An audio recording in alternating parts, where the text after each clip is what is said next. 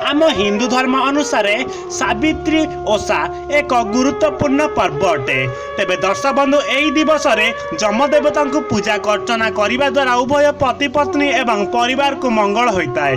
जदि आमे किछि एही नियम अवलंबन करिन थाउ तेबे घोर पाप एवं संकट माड़ी आसी थाए। तेबे आसंतु जानिबा ताहा विषय रे। यह पूर्व जदि आपण आम चैनल को सब्सक्राइब करना एवं सब्सक्राइब करनियंतु।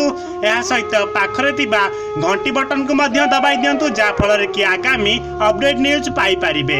तेबे देरी न करी चलंतु आरंभ करबा आजिर गुरुत्वपूर्ण वीडियो। तेबे वीडियो को शेष पर्यंत देखिया द्वारा आपणकर किछि लाभ होई परिबो। सावित्री ओषा एक गुरुत्वपूर्ण पर्व अटे पति पत्नी एवं उभय परिवार एही दिवस रे जमदेवता को पूजा करा जाइथाए। तेबे एही दिवस रे किछिटा विडंबना पाई रागी जाइथांती जमदेवता एवं देइतांती भयंकर अभिशाप। तेबे दर्शक बंधु से भूल हवा पूर्वरु एही किछिटी नियम मानि नियंतु आपणकर संसार खुशी रे एवं मंगलमय होइथाए। सावित्री ओषा दिन जो पत्नी सकाळ प्रहरर डेरी समय जाए सेज छाड़ी न थाए तांको उपरे जमदेवता घोर असंतुष्ट होइथांती। यह हेउची प्रथम स्टेप। द्वितीय स्टेप रे हेउची सावित्री ओषा दिन भूल भी आमिष खांतु नहीं पत्नी मानंकु बारण करा जायछि।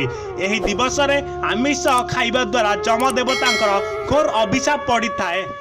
एही गुरुत्वपूर्ण दिवस रे जमदेवता को पूजा अर्चना करा जाइताए। तेबे भूल भी निजे पत्नी एवं तार पति किंबा संसार रे परिवार रे थिबा लोक मानकु आमिष भक्षण करने को दियंतु नाही।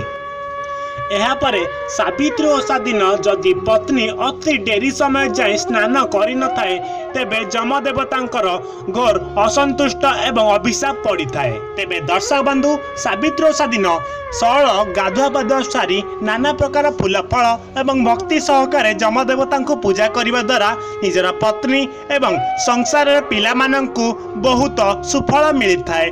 आगकू से माने बहुत उन्नति करथांती। तेबे दर्शक बंधु वीडियो को अति मात्रा रे शेयर करंतु। वीडियो को लाइक करने सहित चैनल को सब्सक्राइब करी घंटी बटन को दबांतु। आगामी एपरी वीडियो देखि पारिबे। तेबे रोचु आमे देखाबो नुआ एक वीडियो रे। जय जगन्नाथ। आपणक दिन शुभमय हेउ। धन्यवाद।